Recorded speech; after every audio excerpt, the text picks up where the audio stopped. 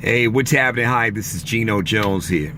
Okay, so let me see if I get this right. Your president, the occupant of 1600 Pennsylvania Avenue, says he doesn't know why there was a civil war.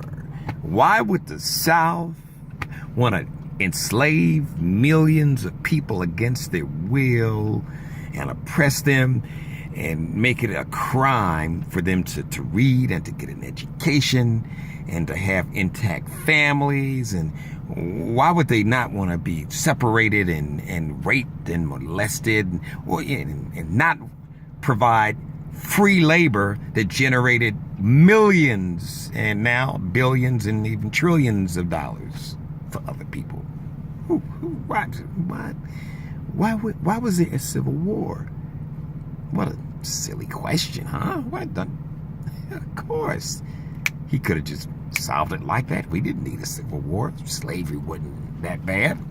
If you go by his thinking, then he wants to have Congress to pass what I call a no health care bill, to where if you have any pre-existing condition, be it a senior, be it a child who, for no fault of their own, maybe comes into the world with a congenital heart disease or heart defect. I had a niece, this was about 25 years ago, who she passed away. She was 9 days old. She had some type of heart defect, a hole in her heart, I believe, something like that. And she wasn't able to survive. Do you know how many millions of people in this country, unfortunately, every year, who find themselves in that situation? And if this non-healthcare law is passed, we'll have to choose. Some won't even have a choice because they won't even have the money to save their child. In the greatest country in America, as some like to say, you say you want to make America great, so you want to make America a country for millions of people who won't be able to save their child's life just because they can't afford it? Is this what we have really come down to? Really? Is that what America is all about?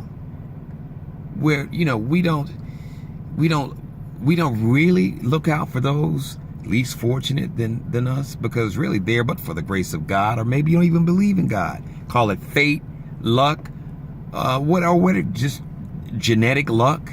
It can happen to you. It can happen to your child. It can happen to a grandchild. So I don't get it. So, and then I hear today, Mr. 1600 says that, hey, a government shutdown would be a good thing. So the millions of seniors and those who are on disability, who depend on the government for their very existence, to pay for their housing and to support their medical coverage, who get Medicare, Medicaid, seniors like my mom, who government health insurance has kept her alive for 30 years because of no fault of her own. She came down with lupus, multiple other conditions. But thank goodness for government health insurance that's kept her alive to this day. So America, here's my challenge to you. For those who may share some of Mr. 1600's inclinations for misogyny and racism and white supremacy and hatred of others, anybody that's different than a wealthy white male billionaire. And there's nothing wrong with being a wealthy white billionaire, but we need to have compassion for those who are not white male and billionaires. We need to have compassion for the poor working class, or the poor barely existing white male and females in Appalachia, in rural South Carolina, and rural Illinois, and Iowa, and for the black woman who's raising a child by herself, or that black male or Hispanic male or Native American or Asian, or the white woman that's working at a restaurant as a waitress, that's trying to provide for her family as a single mother. So, I'm going to close by saying this. We heard all this talk about make America great again. First of all, America was great. I say, let's make America greater for everyone, for all Americans, irregardless of your race or your religion or your sexual orientation, whether or not you believe in God or not, whether you highly educated, Ivy League educated, or barely finished high school. We all want the best for our children, for our families, for our elderly family in their twilight years.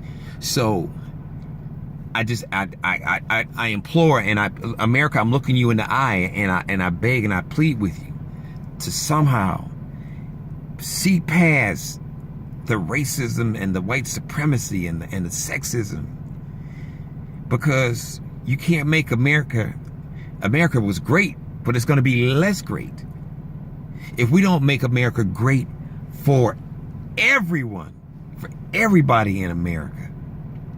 And I hope we can all rally around healthcare, because that's the one thing about illness.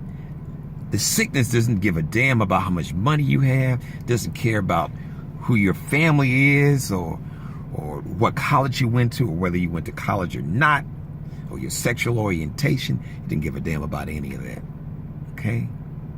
So hopefully we would all agree that we shouldn't live in a country to where a child should be sentenced to death because they don't have the money for medical treatment, or that an elderly senior shouldn't be allowed to see their golden years gracefully, and who would die prematurely because this government cut essential medical benefits, or wouldn't provide the chemotherapy or the surgery or the other type of medicine or procedure that could save their life.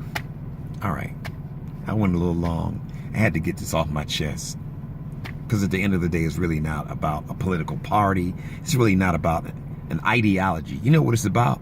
It's about humanity and compassion and decency, and seeing the humanity in each and every one of us, irregardless, right-wing, conservative, white supremacists, Muslim, Asian, African